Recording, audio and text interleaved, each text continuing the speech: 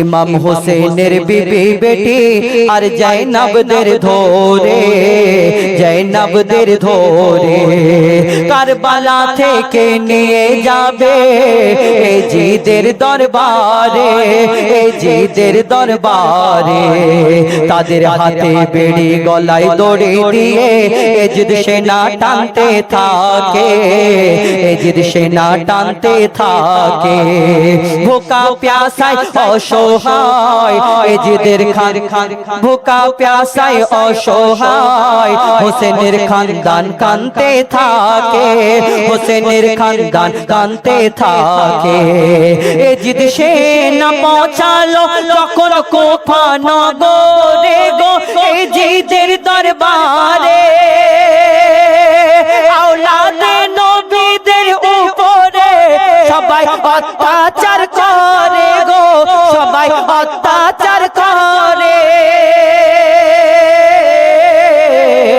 গরম পানি ছোড়ে কেহ পাথর মারে, গরম পানি ছোড়ে পাথর মারে, আঘাত করে শুধু রক্ত ঝরে যায়। এ রক্ত নয় গো, এ রক্ত নয়, এ রক্তর সুগন্ধ ছিল আমার নবীর সারা গায়। দেখে আরশ কেঁপে যায়, দেখে আরশ কেঁপে যায়। যখন তানারা সেখানে পৌঁছালো, 3 দিন ভুকা প্যাসা, পানি পান করেনি, খানা খায়নি এজিদের সেইখানে দরবারে যখন পৌঁছানো, সেখানে ওই মা সাকিনা আর একা অসহায়, সেখানে সবাই যখন অসহায় তিনি দেখালেন আমরা 3 দিন খানা খাইনি, 3 দিন পানি পান করিনি। তখন সেখান থেকে হুকুম করা হলো যে শাহী খাবার দেওয়া হোক মা সাকিনার সামনে, অর্থাৎ একটা প্লেটের মধ্যে করে খাবার দিয়ে আর তাকে কাপড় চাপা দিয়ে, কাপড় ঢাকা দিয়ে মা সাকিনার সামনে সেদিন ধরা হলো। সত্যিকারের কি সেদিন মা সাকিনাকে খাবার দিয়েছিল প্লেটের মধ্যে করে? না, সে প্লেটের মধ্যে কি ছিল কবি ছন্দের মাধ্যমে সেই সম্পর্কে আরো কি লিখছে দেখো। অহংকারী এজিদ বসে বলে সোনার সিংহাসনে, সোনার সিংহাসনে তোমাদের মাঝে যে সাকিনা এসো আমার সামনে, এসো আমার সামনে।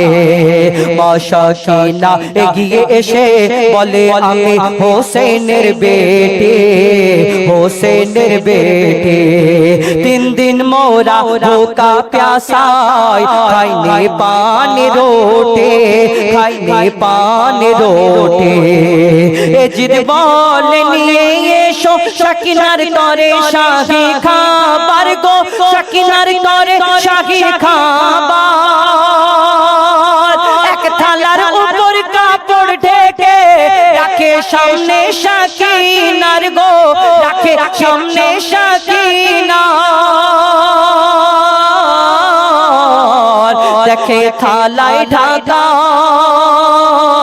পিতার কাটা মাথা, দেখে থালায় ঢাকা হোসেনের কাটা মাথা, দেখে থালায় ঢাকা কাটা মাথা। দেখে সাকিনা কেঁদে বেहोश হয়ে যায়।